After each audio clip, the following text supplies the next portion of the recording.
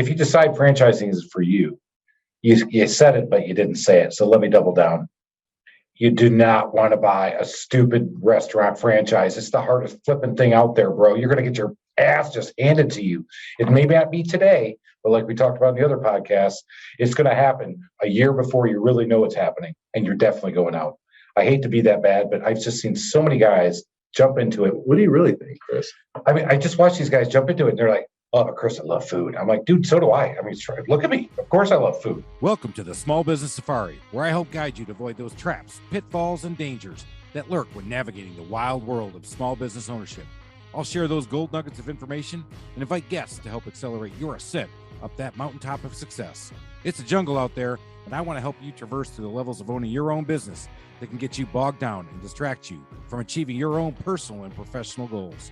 So strap in, adventure team, and let's take a ride through the safari and get you to the mountaintop.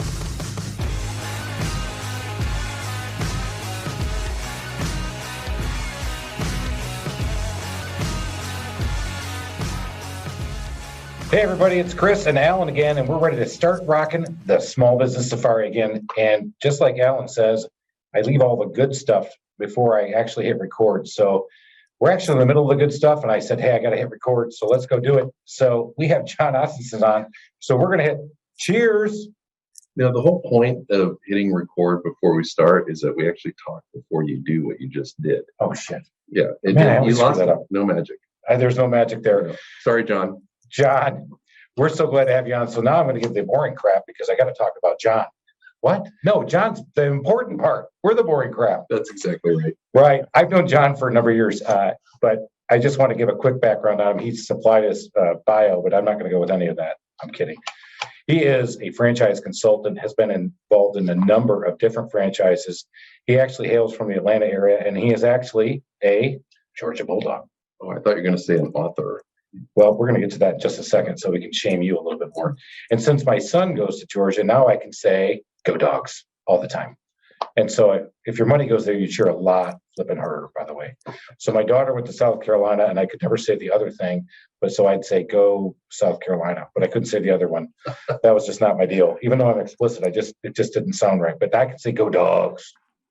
So Jon is a dog, has his BBA and MBA from the University of Georgia, lives in Atlanta, but chose not to come sit within studio because what happened, Jon?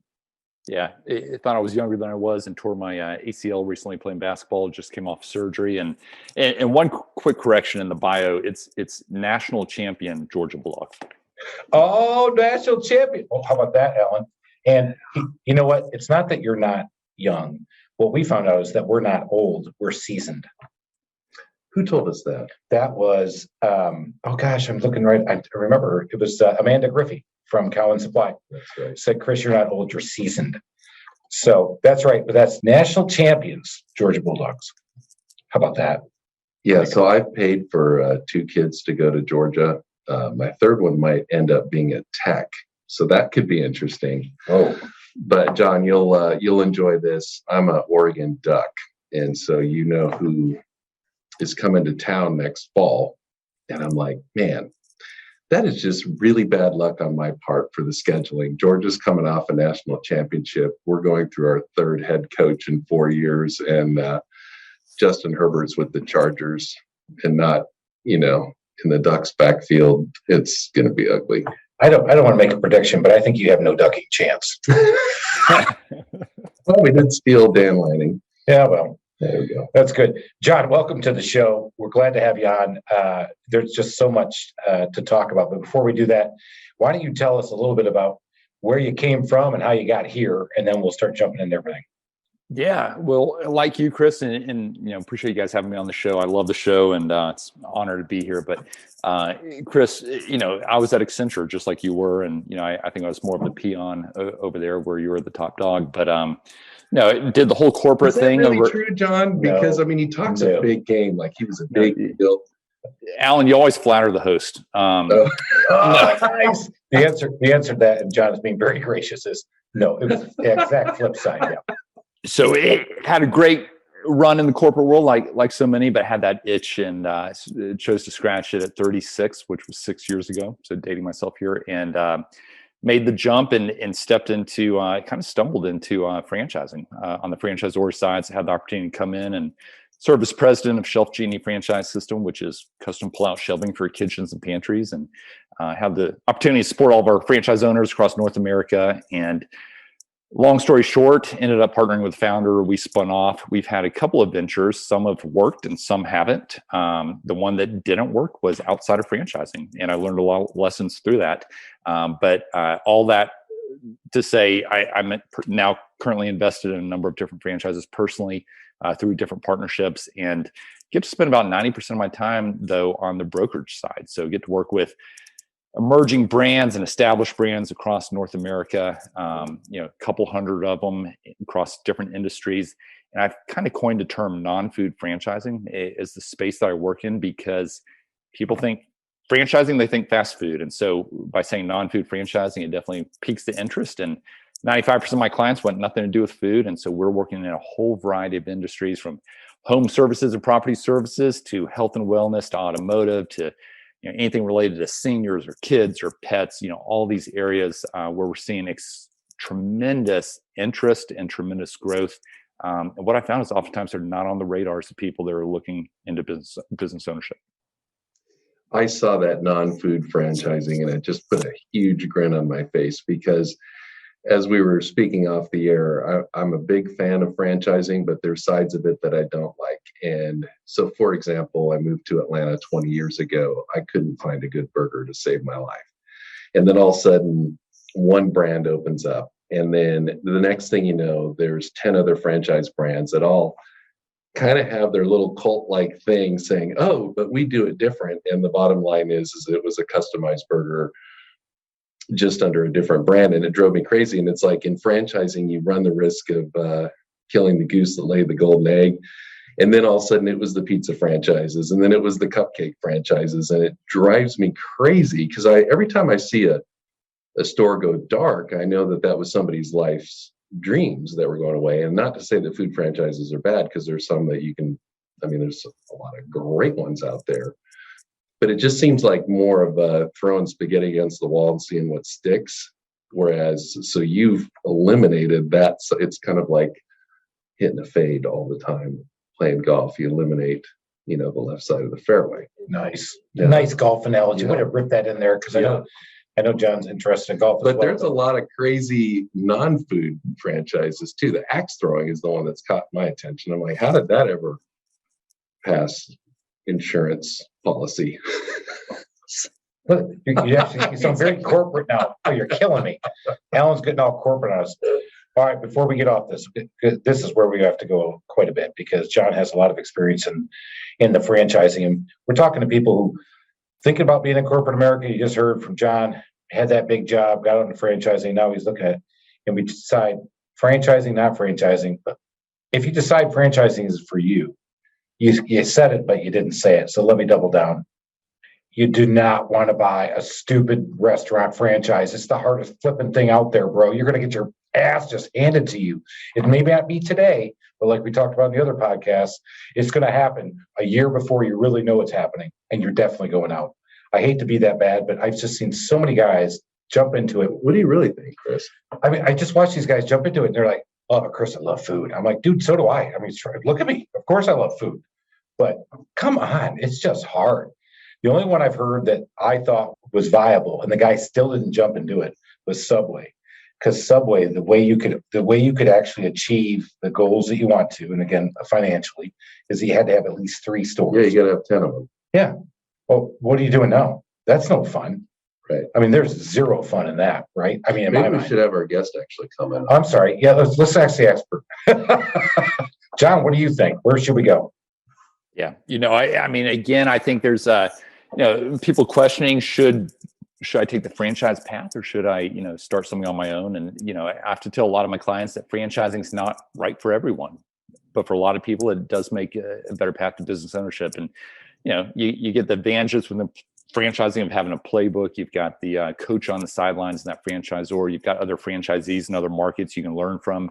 And so you're in business for yourself, but not by yourself. You're starting on third base, not first base, to go ultra cliche on you guys. But really, something that oftentimes goes overlooked is the fact that you can make some really great returns. And, even upon an exit, there's really three things that I point to on the financial side. You can build up a cash flow along the way. You can write off expenses that as a business owner you couldn't otherwise, or as a corporate W-2 you couldn't otherwise. And then finally that exit. And I think a lot of people forget about that exit potential, but there was actually a study done recently. They looked at 2,000 businesses, the Titus School of Franchising down there in Tampa, and they analyzed over a 10-year period exits across a wide variety of industries, franchise versus non-franchised. And they found that franchise businesses traded at a multiple 1.5 times non-franchised. And so you see that on the local level, but also on the corporate franchisor level. I've had several calls today with private equity firms that are wanting to get a pulse on what's going on because they love franchising because you can scale using other people's money. There's just a lot of benefits to the whole franchise model on the franchisor side. And we're seeing acquisition after acquisition right now at that corporate level as well. So I'd say lots of interest out there. A lot of people, again, don't understand everything that's offered from an industry standpoint, which we can jump into next. But yeah, a lot of great activity going on all over the place. All right, Ellen, I'm going to let you go next. Oh, I was talking about that. I know. No, but you bring up a really good point. When it comes to resale, if Chris opens a burger stand and wants to sell it, it's Chris's Burgers. But if he opens something that has a brand name that people understand, and there's a lot more power to that. And I would assume it's a lot easier to remarket. Yeah, without a doubt. I mean, oftentimes that franchisor has a pipeline of people that were interested in that same business for that same market, but it was sold out. So now all of a sudden you've got a list of people to reach out to. And and oftentimes, I mean, we personally, one of our businesses is a driveway franchise. And we don't even have to market it. There's such demand, our phone rings off the hook. And I've placed 5 clients in this business. Each of them has come back and bought additional locations. Is it fixing cracks or? Crack and joint repair, it's mud jacking or leveling of concrete, and then it's new pours as well. And I mean, there's no other national player in there. So when you can bring the professional white collar approach to a blue collar industry, it sets you up for success in a lot of cases. But where I was going with the driveway company is we, with my partners, have acquired 2 other franchisees that were, congruent to us. And so we've been able to scale that way through acquisition. It gives them a natural exit as well. So you do get some synergies around that. But no, it's an interesting time out there. And we talked about food, we talked about axe throwing. I mean, to me, that's just too trendy, and there are easier, safer ways to make money. And Chris, I know this is right up your alley, but I mean, what's attractive right now? I mean, we're doing deals in automotive and health and wellness, but there's nothing bigger than home services and property services.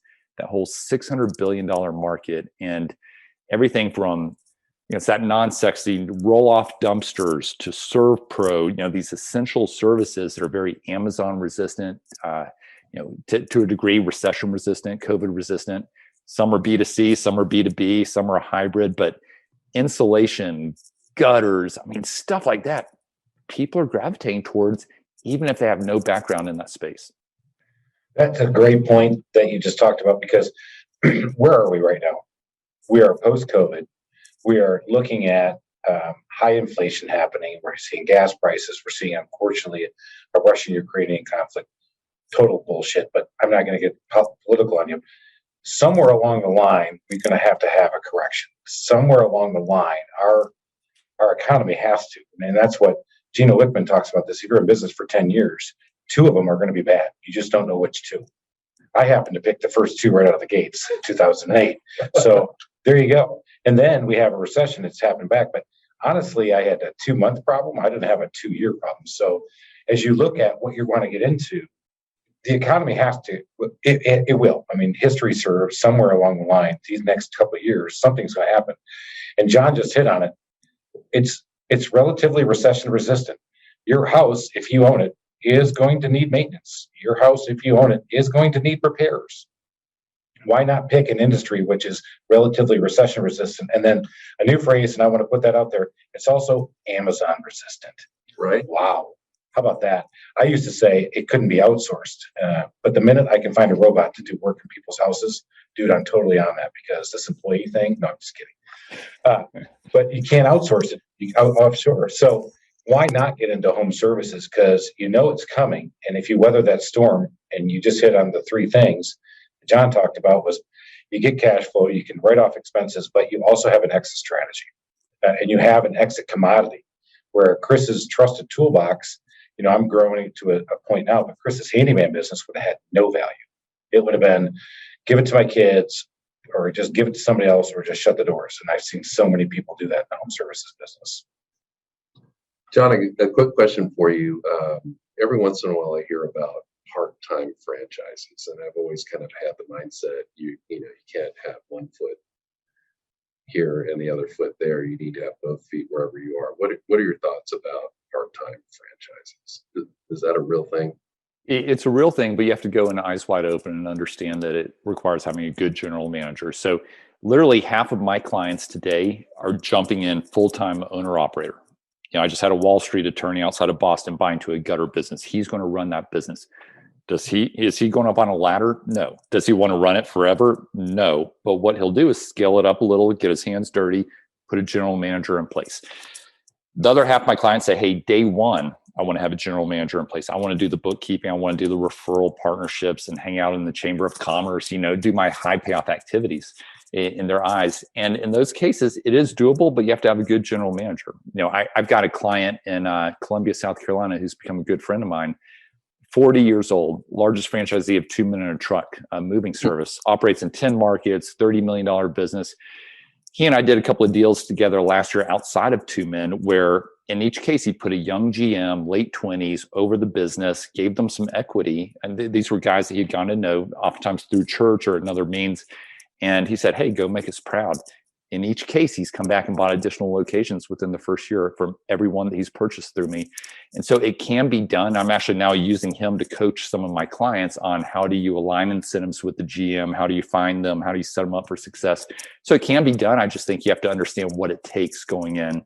And there are businesses that require you to be owner operator, but the vast majority of the ones we work with allow for that semi-absentee. And most of them require or prefer that you have no background in that industry. And so over 80% of my clients come and say, hey, I'm going to be open-minded, but I kind of like this area. Well, once we peel back the onion and understand what they want that day-to-day role to look like, the financial returns, everything else, over 80%, maybe even 90% end up in an area they never thought about, never on their radar. So that makes my job a lot of fun to kind of help turn the light bulbs on and help them understand what's out there. Let's go through that process a little bit, because I'm really interested. I think a lot of people listen to this. I don't know if this is for me. Should I actually talk to John? Why should I talk to John? I have my inner circle. I have my group of people, and I know what I'm talking about. But as we all know, we're very myopic. We only know what our little world is about. And why talking to John? Who comes and talks to you, John? Let's open it up, because I got a feeling that a lot of people you talk to are everybody who's listening here. They just didn't know they should be talking to you. So who's calling you? Yeah, well, we work across North America. I've got clients in almost every state, and we've done deals this year to date, and they're guys and gals in their 20s, 30s, 40s, 50s, 60s, male and female, all sorts of backgrounds. I'd say from a net worth standpoint, a wide variety of net worth. There are a few clients I'll have to say, hey, until you get to that 150,000 range, and that can include home equity too, you probably shouldn't be buying a business just yet. And so that's kind of a bar that I use, but most are not too much ahead of that. But no, I'd say it's entirely free to work with me. It's a great model. It's a clean model. I get paid by the franchisors on the back end. None of that gets passed on to my clients in any way. So it's a great model, very non-salesy. I can be very consultative. And I love just getting on a call and sharing what I'm seeing out there, getting to know my client, and then bringing them opportunities, oftentimes 7 or 8 opportunities that are available in their market that fit what they've shared with me. These are franchisors where I know them. I know their background, strong leadership teams, good financial models, uniques in their niches. And there are also opportunities that I've seen resonate with other people across the country with a background similar to my clients. And so it helps narrow down this world. I mean, there's about 4,000 franchise brands in the US alone. Probably half of those are in food. And so we start narrowing it down. And then I'd say at any given time, I've got my 30 to 40 that I really, really like. I've done my due diligence, and those are the ones that I'll take my clients through. What advice would you give to somebody other than just going with you, but when they're choosing a franchise broker? There's a lot of brands out there. And if you go to any chamber meeting throughout the city, you're going to meet somebody who's a franchise broker. And I think you earlier used the phrase eyes wide open. I think who you choose to represent you in selecting a business has a lot to do with your future success and failure. So what are some things that you think differentiate your company, but just things that people should look for in general? Yeah. I'd say from my perspective, someone that has been a franchisee themselves. I think that would be, that's a great one. That'd be number one. Nugget. That's right. Layer in if they have franchisor experience, which again, I've been fortunate to have both of those, but just because you bring different perspectives to the table. At Shelf Genie, I saw a sea of franchise owners. I saw who was successful, who was less successful, and why that was, working day in, day out with them. So it helps me from a perspective, someone that does a lot of deals, that is very active out there, that the franchisors will do favors for, that we've been able to get our clients larger territories or little one-offs. Not always, but sometimes you're able to leverage those relationships. And so what I tell someone, if you go online, you're going to look at a lot of websites. However, someone may show 5 locations, but what you don't know that's not shown on the website is there's 50 more locations deals have been done recently, but they're not showing up. The leadership team, let's go really deep and understand, do they have industry experience or franchise experience? If they have industry experience, that's great, but let's make sure they brought on a team of franchise experienced individuals around them. Because that franchisor or franchisee relationship, it's a partnership. It's a dynamic that you don't want to shortchange. And then just what do you look for in the validation calls? I mean, the goal is for you to be able to go into making that decision on buying a business with eyes wide open. You get the FDD, which is a big, intimidating document, but it gives you everything you could ever want to know. You get to talk to other franchise owners in the system. They can be an open book, share their numbers, their ramp up. Here's what I like, here's what I don't like. And then, I'm serving as a sounding board with them through that process. And so, I'd say right now it's extremely competitive out there. Good brands are going fast in good markets. I mean, Atlanta is always one of the first ones to go. Atlanta, Dallas, Charlotte, Raleigh. I mean, Florida is just, things are hot. And so oftentimes we're positioning our clients against other candidates for the same brands in the same market. And again, it comes down to kind of working those relationships. So just a couple of thoughts off the top of my head. What makes somebody not good for franchise ownership? So they're going to come talk to you. Yeah. Go ahead. Too entrepreneurial. I mean, if you can't live within the lines, I'm a member of the Entrepreneurs Organization, and what I found is, a lot of them say, "Hey, I love the idea of franchising." For some of them, it's great. For some of them, it's like, no, you wouldn't be able to stay within the guardrails here. Now, it's interesting. Some of them say, "Hey, I've been there, done that. I'd rather not recreate the wheel. I love the idea of having product market fit already determined, and day one, we're working on that path to profitability. We're not trying to have to figure out, can this be profitable?" So it comes down to the individual, but I'd say the biggest thing is someone that says, "Hey, I don't need all this. I can do it myself, and I don't see the value." So are you finding, in today's world, the labor shortage is just brutal, and labor costs are escalating in a ridiculous manner? Are there franchises people can get that aren't necessarily as labor intensive, or at least are designed, the model is designed where the employees can share in the success? Are you steering people in that direction now? Yeah, no, you hit the nail on the head, Alan. I mean, across the country, the number one thing on people's minds is labor, and is labor going to be an issue? And they're really across most industries, we see great demand. I mean, it's just like the headlines that we read, but the labor is the challenge. I mean, I've lived through it. We've figured out some ways to help mitigate the labor challenges. But no, everyone is saying, "Hey, give me the highest return opportunities with the fewest number of employees." Now, I'd say to a degree that's always been the case, but even more so now. So no, we have plenty of opportunities. I just had a client buy a business coaching franchise up in Indianapolis. I had a client buy a trash smashing business. And you guys may have seen this. This is cool. It's roll off dumpsters. You go up, you got a truck with a big old crane arm and rolls back and forth inside the dumpster. So we've done smash my trash deals, crusher deals. All right. So here at my office, we actually use Smash My Trash. I got to jump in because I love talking about it. I actually love it so much. Like, I know when he comes, I'm like the kid. It's like, I'm the kid. I'm like, here comes the ice cream man, the ice cream man, the ice cream man. Here he comes. And I can hear him out there. I go running out back and watch him smash my trash. What a great business model. Now, I watched that stuff and I've heard it's great. I've heard it from a number of different podcasts and avenues. But for me as a business owner, costs me about $500 a month, but saves me on dumpster pulls probably around 1,000. So I'm good. It's a good savings for me, right? But I love it when they do that. It's just so cool. So Smash My Trash, and what's the other one?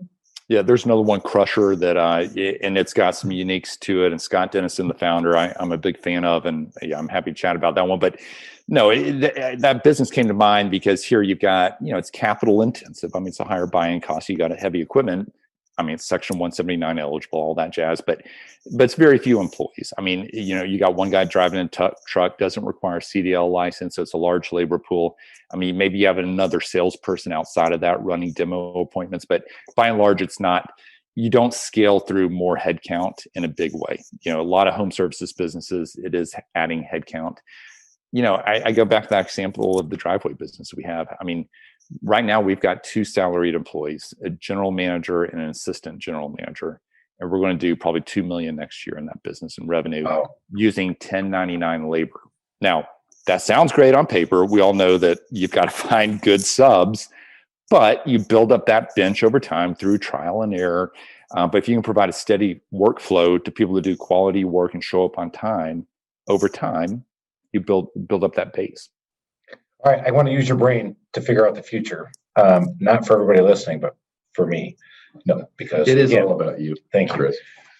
What do you see if you said right now, this is where we're going? What are some of the best franchise concepts with good runways going? I know we talked home services, but in general, where would you say, man, if it was me putting my money, I'm going to go this way? Well, Chris, I'd say just looking at you, I think about our aging population and those, 65 and above. So a couple of ideas there. That doesn't have to be it. Go ahead.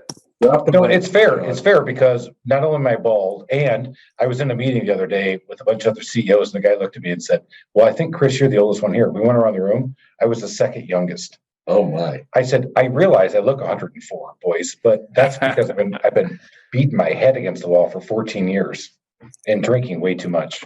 Cheers. All right, John. I love it. Aging population. The mileage. I love. And by the way, I'm not old. I'm seasoned. That's right. Amanda said I'm seasoned. John, I'm starting to see mental health franchises pop up. Is that an emerging brand?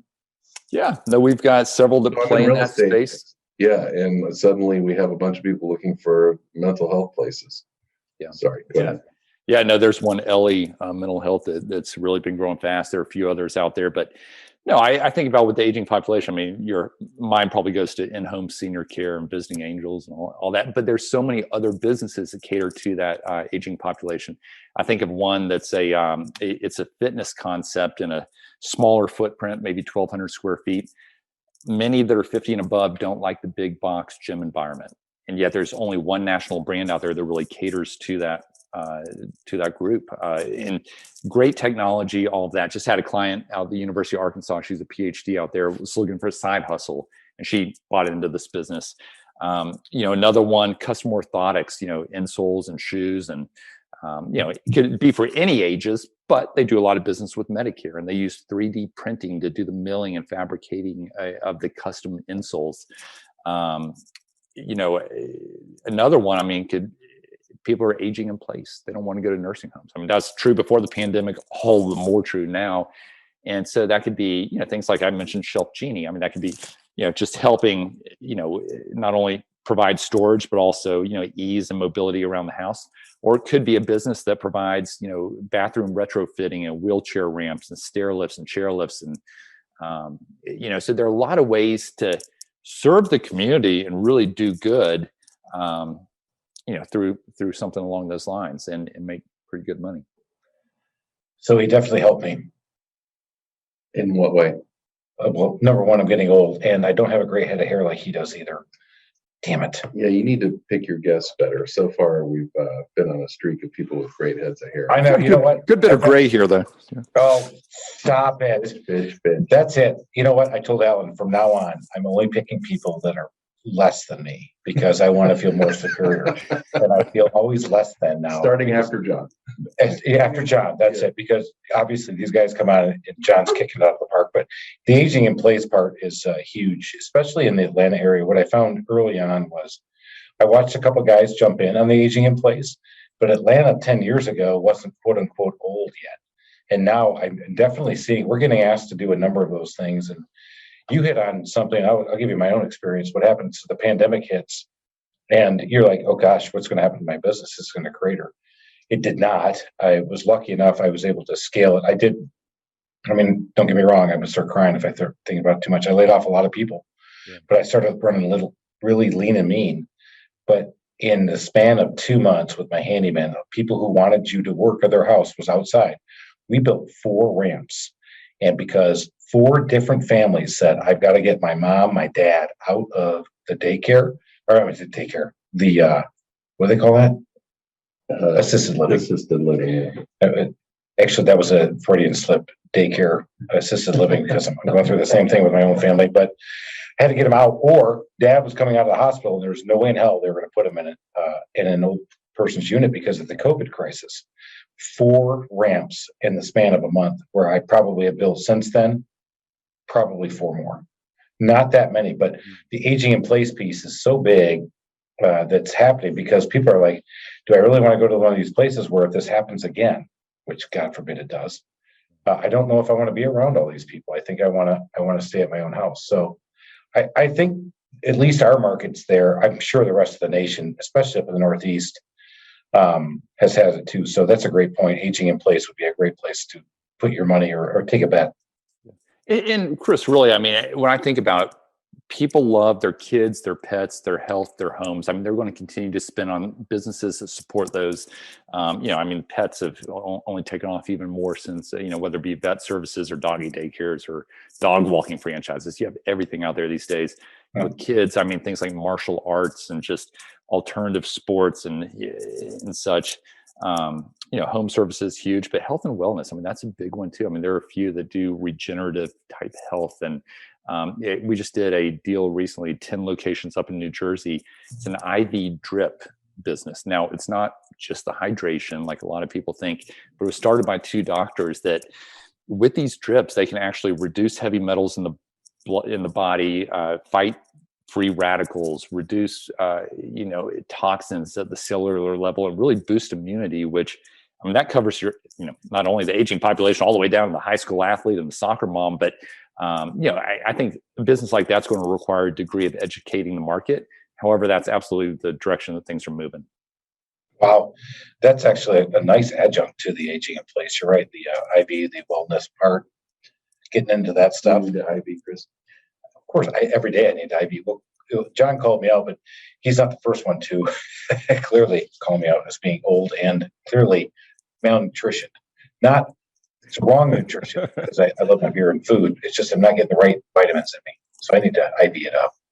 So, Jon, I got a question for you. You were talking earlier about, Chris asked, what makes a good candidate, and one of the things is not being too entrepreneurial. So for somebody listening to this who's thinking about getting out of the corporate world and they want to start their own business, what are some things you can tell them as to help them make that decision? Should I just go a hardcore entrepreneur, or is the franchise route for me?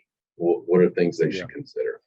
Yeah, when I said too entrepreneurial, I mean, you have to have a degree of entrepreneurism, to start a franchise. I mean, nothing's easy. And we do some resale deals where it's an existing business. However, I'd say 90% of ours are, new to the market. I think just sharing different case studies of clients of mine that have made that jump and, kind of what's gone through their head. And a lot of them climb that diving board and some walk out to the end and some make the jump, many don't. There's this fascinating psychology that I get to tap into, but To me, if you're working for the man, if you're building someone else's empire and not your own, oftentimes people see that as safer, but is it really safe working for someone else? I mean, I think it's safer working for myself. I trust myself more than I do, being at the whim of some senior management team in a corporation. And I've been there. I've done that. I've had the corporate experience. And could have done that forever. But I think to really come alive, I mean, I've never looked back, never once looked back. I'm grateful for my experience back then. But for me, I was cut out to do something a little more creative and on my own. And I still pinch myself. I mean, again, this is my experience, but I can share case studies of clients of mine that have made the choice.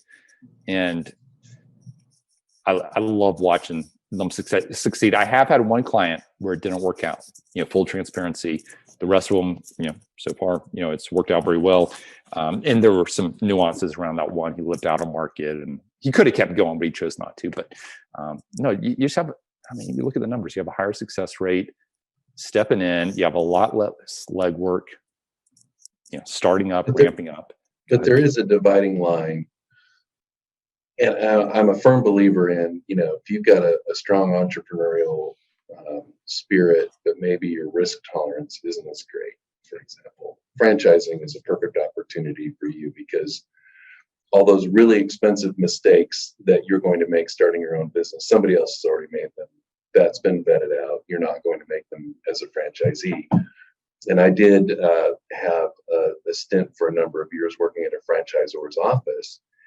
And, the phrase that we award franchises was a big deal. And there were people that you would turn down.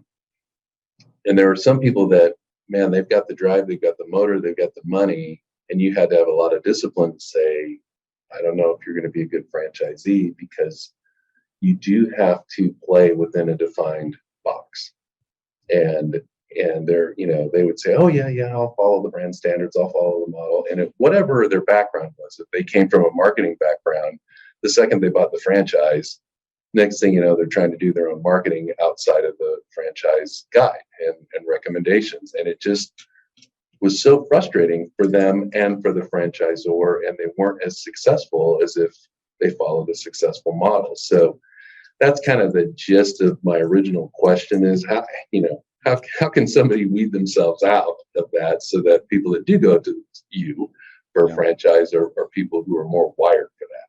Yeah, I'd say when I looked across our sea of franchisees at Shelf Genie, the ones that were the most successful were the ones that followed the process. And that sounds cliche, but I promise it was true. Our franchise owners that were doing a couple million a year across the board were following the system. And the other ones were too smart for their own good. And but I mean, the vast majority, even those that were the low performers, they were still doing okay. It's just all relative.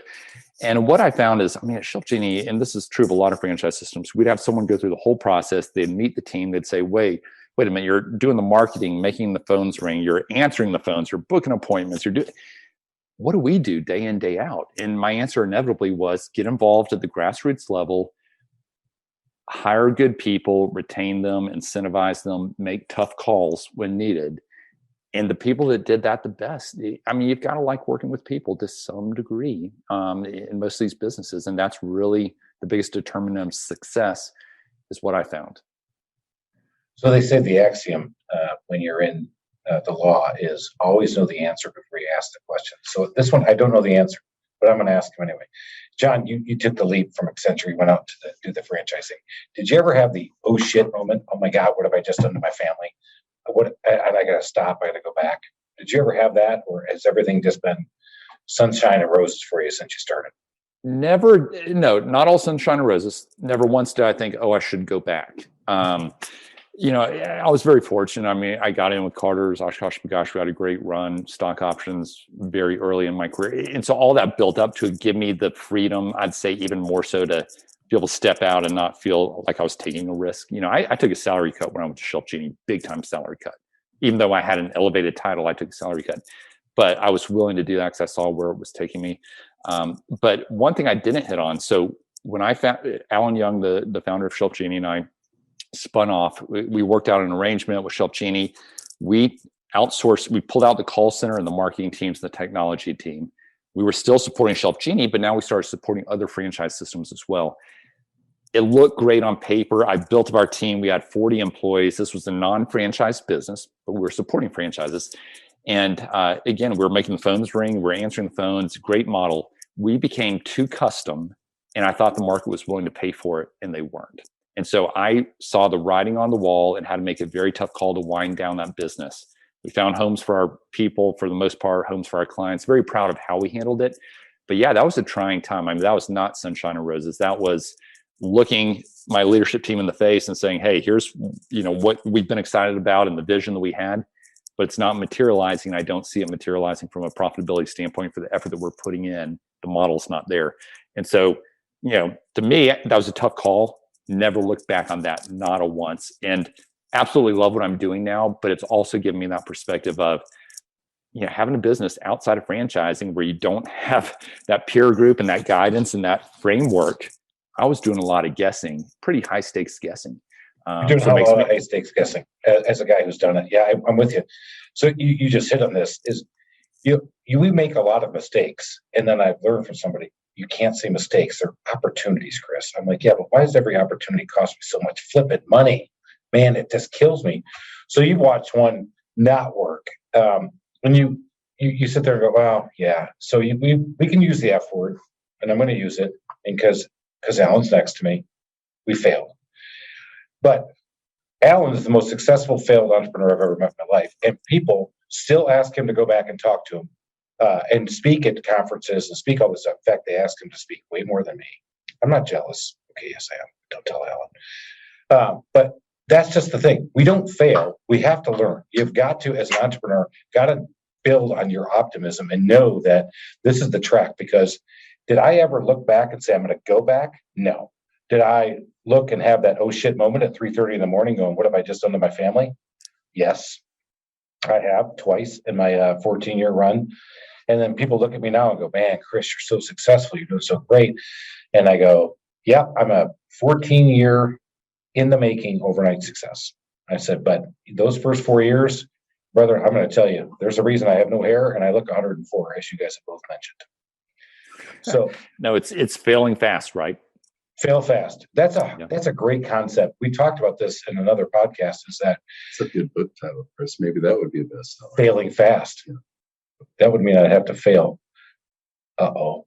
Yeah, they talk about failing forward, but I think failing fast. Hey, cut your losses, make a call. Let's move on. Yeah. So, John, you mentioned that. We've talked about this in other podcasts. I think a lot of times we're so overly optimistic as entrepreneurs and small business owners that we give it that one more year, and we should have closed it or we should have sold it earlier than we do. Have you gone across anybody who's actually selling a franchise that they were looking at it and you went, man, dude, let me tell you, I've been there and at least I unwound mine faster. Let me tell you, you got to have that hard talk and look your leadership team in the face and say, I'm done. Or look yourself in the face in the mirror and go, I'm done. Yeah, I think both ways. I had a client in Dallas 2 weeks ago that I talked with, and he had bought a second location of a franchise, got off to a good start, and he wasn't willing to leave his job. And what he needed to do was leave his job. He needed to give the business the attention because it had the potential, but he was nervous about making that jump. And so he was thinking he was going to sell it. That's why he called me. We had a call. I set him up with another guy. He got off the call. He's like, I'm going to double down on this business. Let's go. And so I think, sometimes it goes that direction. Other times it is, hey, the one franchisee that I had where it didn't work out outside of Nashville, about 3 hours outside Nashville, bought into a mosquito business. He was a CPA. But I think for a business like that, and we had a cold spring and all these macro factors, but I think for him living outside the market for a business like that is so, let's get some friends and family, putting out yard signs. I think that was a lesson to me as well that, hey, some businesses you can operate remote. But I think for one like that, just getting it off the ground. Now, if he hung with it, he would have been fine. But he got about 3 or 4 months in and said, this is going to be too much effort living outside the market. I'm going to make a tough call. And I said, go for it. So hard to make that tough call, especially going back to the optimism and surrounding yourself with good people and also people who can then tell you, not they're negative, but they can also tell you, look, man, brother, I've been there. You either do this and go up, or you do this and say, I'm cutting my losses, I'm going to go do something else. And now after 14 years, I got into this and somebody said, Chris, will you ever go back? I said, they would never have me back because clearly I'm the alien in the room. I am too entrepreneurial. I would never have gone the franchise route and been successful because I would have been the guy going, no, system, screw you, John. I'm out. I'm not doing no system. I got my own system, baby.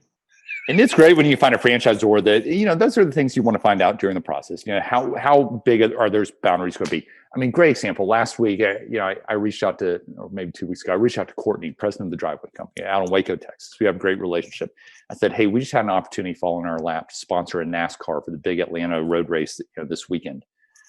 And I said, it's $15,000. I'm going to chip in $5,000 for my consulting business. We want to make the Driveway Company the official big lead sponsor on the car. We'll pitch in $5,000. Will you pitch in $5,000 from corporate? She said, absolutely. Let's do it. She has blasted that thing all over social media, shown it to all the franchisees.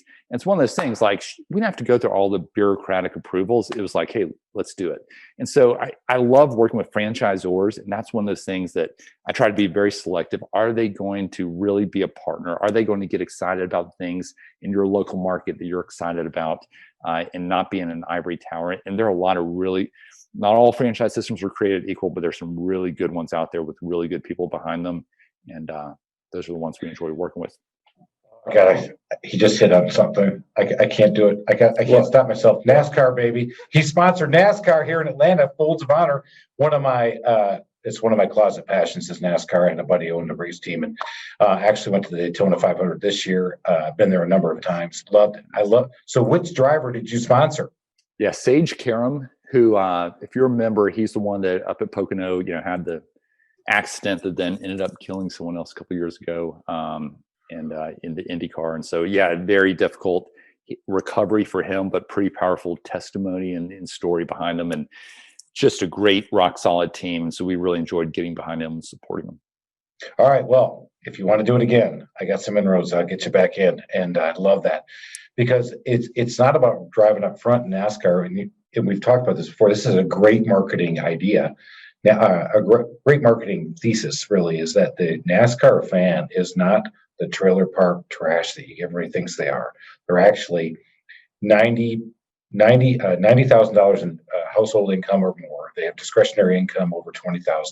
They have 2 income jobs. They have homes. They usually have a secondary home. So the market in NASCAR is actually more affluent than people think, or more in line. So that's what I'm telling you, baby. We're not all rednecks. Okay, I'll sponsor a car. Is that what you're going for? That's what I want.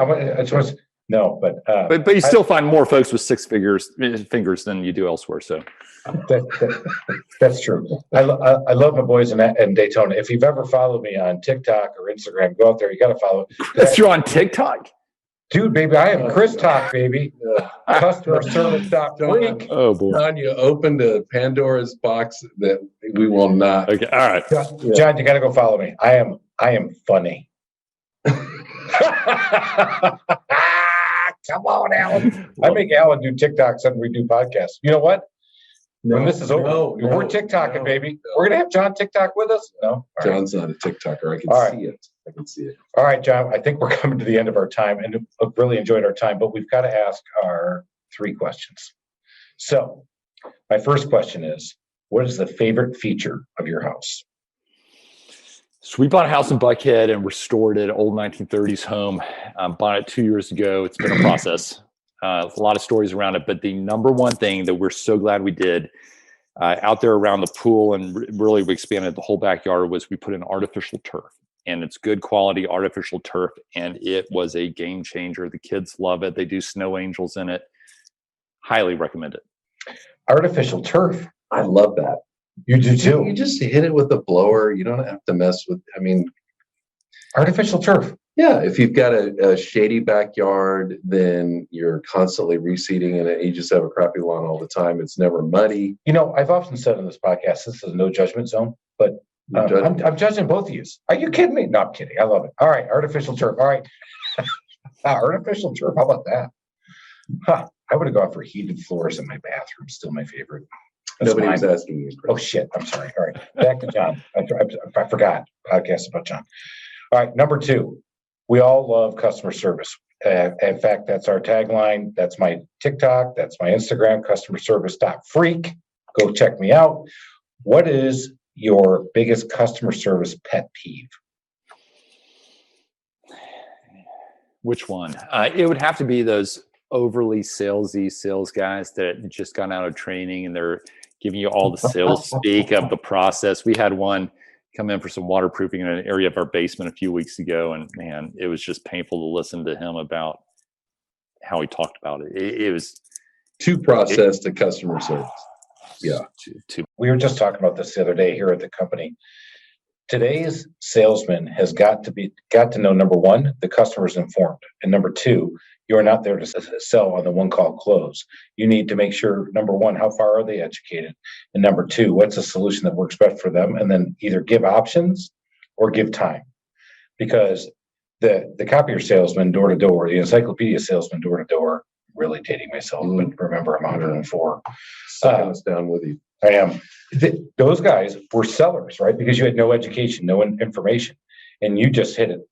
When you go out there and this guy just hits you and he's just going over the top, you're like, dude, I've already figured out what's going on. Educate me. Show me you know what you're doing. If I trust you and believe you, then I'll buy. But don't keep hitting me with all this sales bullshit. That's huge. I did say bullshit. All right, keep going. Number 3, and you actually hit on it earlier. Give us a DIY nightmare story in your house.